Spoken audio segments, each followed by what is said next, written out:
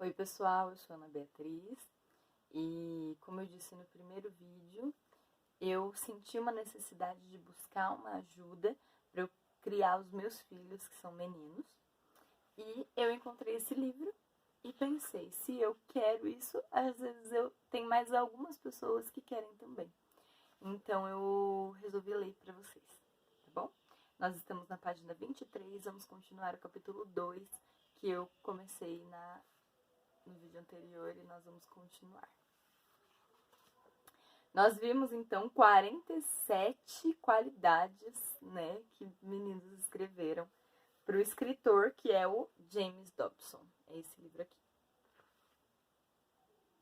Além de receber muitas dessas listas melhores, foram-me enviadas notas que as crianças escreveram de próprio punho.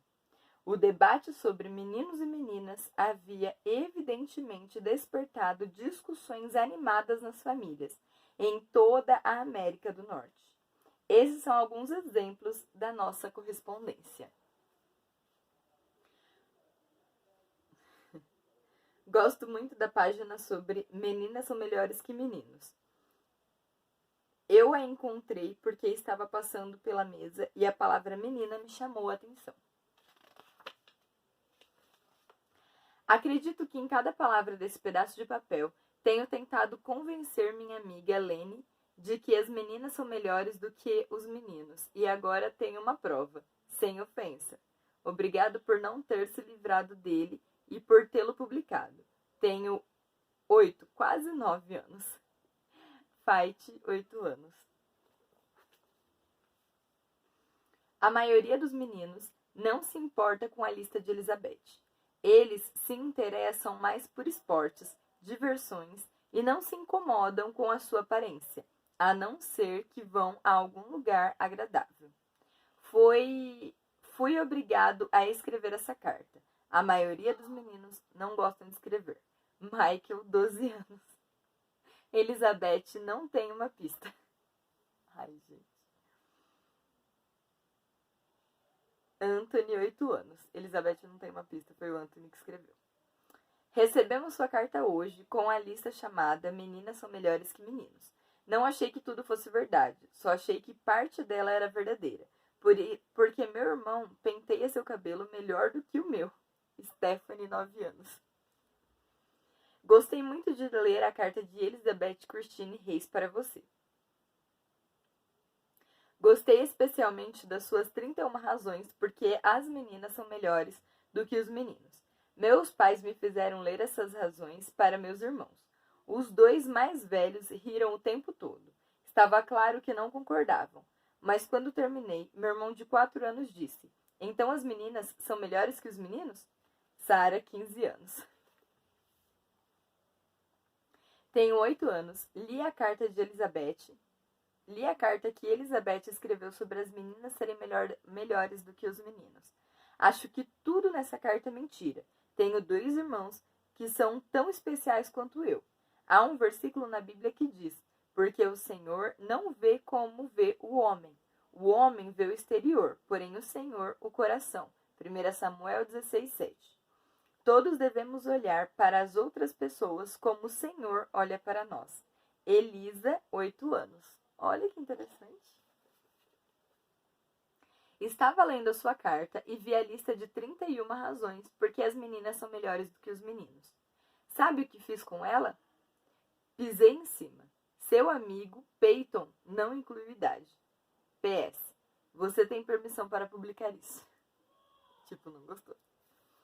Você não aprecia a espontaneidade e criatividade das crianças? Os meninos e meninas têm uma visão muito arejada sobre quase tudo, e como vimos, eles olham a vida de lados opostos do universo. Até uma criança pode ver que os meninos e meninas são diferentes, o que é óbvio para a maioria das crianças e adultos, tornou-se, infelizmente, objeto de uma esquentada controvérsia na década de 1970.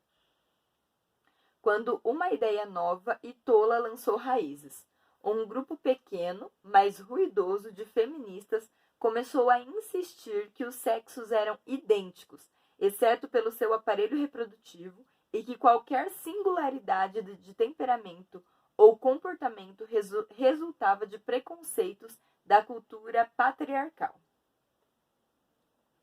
Tratava-se de um conceito radical, sem qualquer apoio científico, exceto que era falho e motivado politicamente. A campanha penetrou toda a cultura e, de repente, professores e profissionais que deveriam saber melhor começaram a concordar.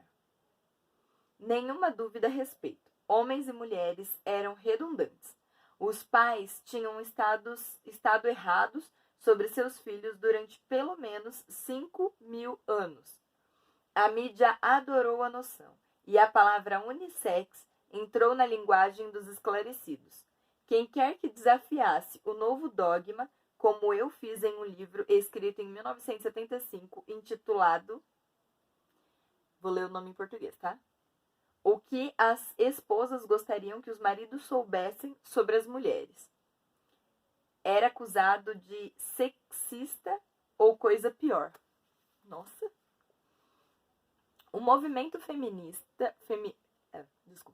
O movimento feminino tomou então um caminho novo e perigoso. Seus líderes se puseram a tentar modificar a maneira de criar os filhos, sendo este o motivo de nossa preocupação hoje, depois de todos esses anos.